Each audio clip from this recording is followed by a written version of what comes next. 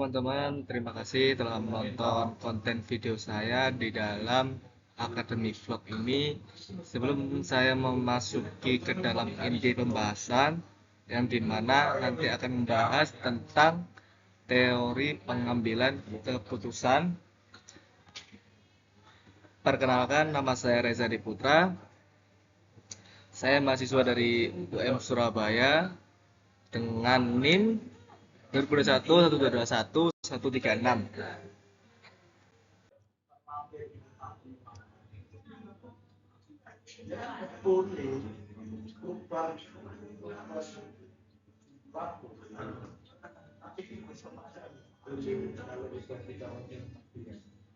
Siap, betul. Di sini saya akan membahas tentang teori pengambilan keputusan. Apa itu teori pengambilan keputusan? Teori pengambilan keputusan adalah ilmu yang mempelajari tentang cara memilih alternatif yang tepat dan akan dijadikan sebuah keputusan dan berhubungan dengan perilaku seseorang dalam memutuskan sesuatu. Tugas ini bertujuan untuk menyelesaikan UAS yang dimana membuat project video. Baiklah, ini adalah topik pertama yang dimana ini adalah akurasi dan kecepatan. Akurasi dan kecepatan adalah dua hal yang sangat penting dalam konteks pengambilan keputusan saat ini dan di masa yang akan datang.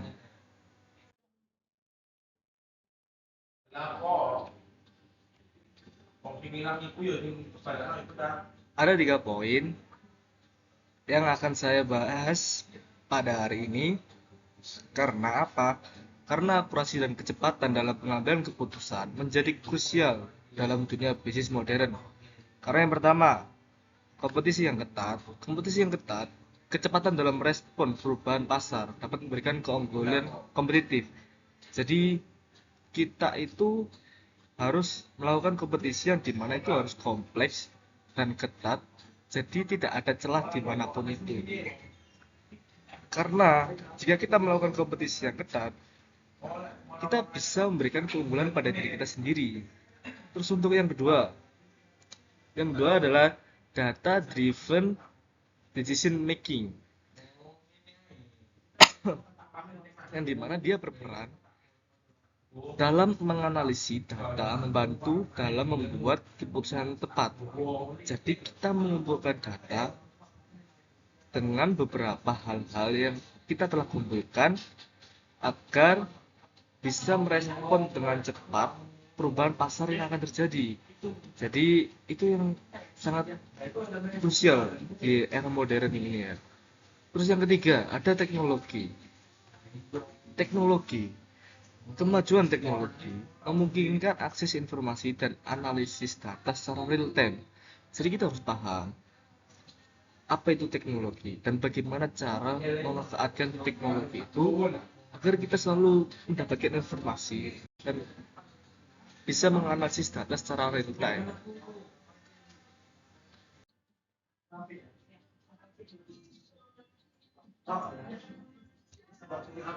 Contoh, kampanye iklan menggunakan data analitik untuk menentukan waktu dan tempat terbaik dalam menjalankan kampanye iklan. Kenapa saya memakai contoh kampanye iklan? Dengan menggunakan data analitik dalam menentukan tempat terbaik dalam menjalankan kampanye iklan. Karena menggunakan data analitik dalam kampanye iklan memungkinkan perusahaan untuk mengidentifikasi waktu dan tempat terbaik untuk menampilkan iklan mereka. Karena dengan menganalisis data historis seperti perilaku konsumen, tren pembelian, dan demografi, perusahaan dapat menentukan saat-saat dan lokasi yang paling efektif untuk menjangkau target audiens mereka, sehingga meningkatkan efisiensi dan hasil dari kampanye iklan tersebut. Jadi kampanye iklan ini akan menjadi maksimal dengan menggunakan data analitik, karena di mana data analitik ini adalah analisis yang berbasis data yang dimana itu adalah faktanya. Baik, lanjut ke topik kedua. Di sini saya akan membahas tentang simulasi dan analisis decision. Apa itu simulasi dan analisis decision? Simulasi dan analisis decision itu adalah pendekatannya digunakan untuk membantu dalam pengambilan keputusan yang kompleks dengan pertimbangan berbagai alternatif dan kriteria.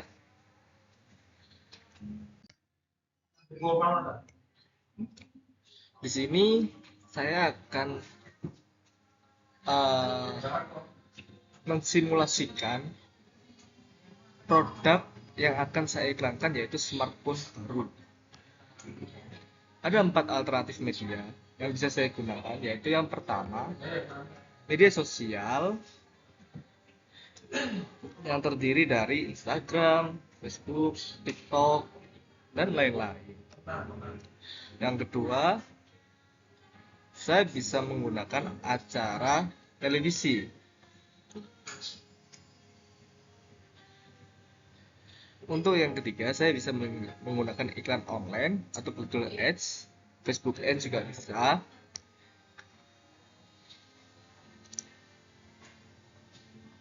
Terus alternatif yang keempat, saya menggunakan billboard. Dan untuk 4 kriteria, yang pertama adalah jangkauan audiens, yang kedua adalah biaya, yang ketiga adalah targeting yang tepat,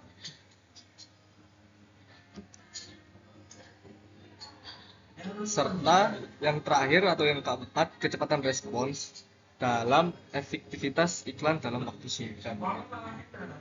Kenapa saya memilih 4 alternatif dan 4 kriteria ini? Karena ini adalah salah satu inti dalam yang harus diiklankan. Jadi kita harus memastikan bahwa semuanya itu sudah masuk dengan alternatif kita atau kriteria kita. Selanjutnya, pembobotan kriteria. Yang pertama adalah jangkauan audiens yang saya berikan dengan nilai 30%. Yang kedua, saya menggunakan biaya dengan bobot 20%. Yang ketiga, targeting yang tepat, bobot 30%. Yang keempat, kecepatan respons 20%. Selanjutnya saya akan membahas decision matrix. Decision matrix saya menggunakan perhitungan untuk 4 alternatif media, yaitu media sosial yang tadi terdiri dari Instagram, Facebook, TikTok, dan lain-lain. Terus yang kedua adalah televisi, yang dimana kita bisa mengiklankan dengan acara berita. Terus yang ketiga adalah iklan online dengan Google Ads atau yang lain-lain. Yang keempat adalah billboard. Jangkauan audiens yang dimana nilainya adalah 30%. Untuk media sosial itu hanya 27%. Untuk televisi hanya 24%. Untuk iklan online hanya 27%. Untuk billboard 21%. Biaya 20%. Dengan media sosial nilai bobotnya adalah 16%, televisi 10%, iklan online 14%, billboard 12%. Terus untuk yang ketiga, targeting yang tepat, untuk media sosial 27%, televisi 21%, iklan online 24%, billboard 18%. Untuk yang keempat, kecepatan respons, untuk media sosial 18%, televisi 16%, iklan online 18%, billboard 14%. Dengan total skor media sosial 88%, televisi 71%, iklan online 83%, billboard 65%.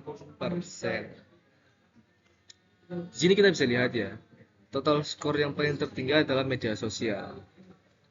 Kenapa media sosial paling tertinggi di sini? Karena menurut perhitungan saya ini adalah pilihan terbaik untuk iklan smartphone baru.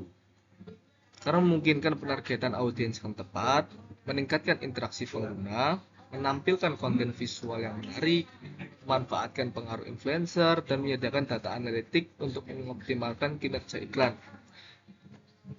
Maksudnya apa itu data analitiknya? Kita bisa menjabarkan spesifikasi dari smartphone tersebut agar audiens itu paham bahwa smartphone baru ini adalah keluaran terbaru dan canggih, dan dimana ini bisa mengalahkan pesaing-pesaingnya. Karena media sosial itu sering dibuka sama audiens yang dimana itu adalah TikTok, Instagram, tidak akan lebih cepat tersampainya kepada audiens, karena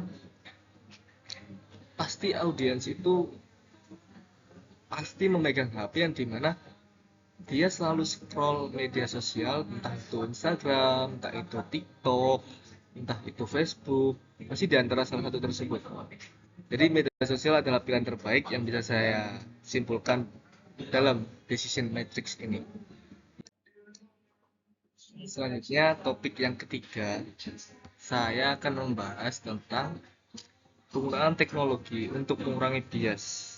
Sebelum kita membahas tentang ini, pasti ada pertanyaan di benak, di otak teman-teman, apa sih itu bias?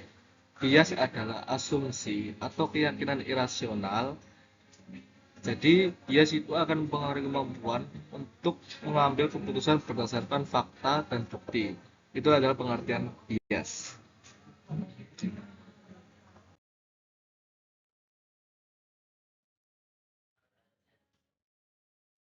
Baik, di sini saya akan menggunakan contoh predictive analytics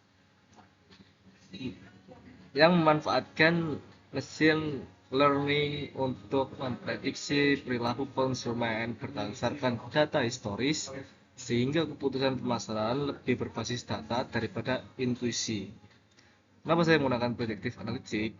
Karena predictive analytics ini itu menggunakan algoritma untuk menganalisis data yang ada dan memprediksi hasil masa depan. Jadi tujuannya itu untuk membantu menghilangkan bias yang bisa muncul dari perkiraan atau pengalaman subjektif.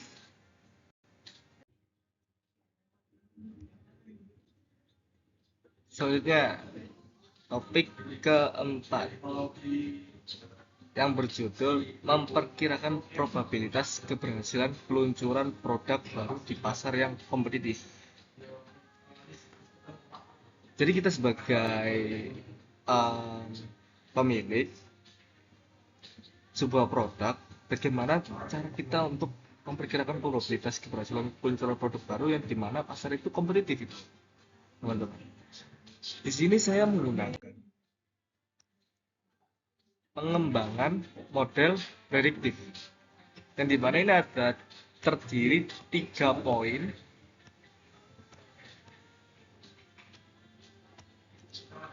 Yang pertama adalah segmentasi pasar. Segmentasi pasar itu menggunakan analisis cluster untuk mengidentifikasi segmen pasar yang paling potensial. Terus untuk yang kedua, saya menggunakan regresi logistik. Regresi logistik itu untuk memprediksi probabilitas keberhasilan berdasarkan variabel-variabel kunci, contoh seperti harga, fitur, produk, dan lain-lain. Dan yang ketiga, saya menggunakan machine learning. Implementasikan model machine learning itu seperti random forest atau gradient boosting untuk memprediksi probabilitas keberhasilan peluncuran produk. Saya rasa itu cukup. Terima kasih dan sampai jumpa.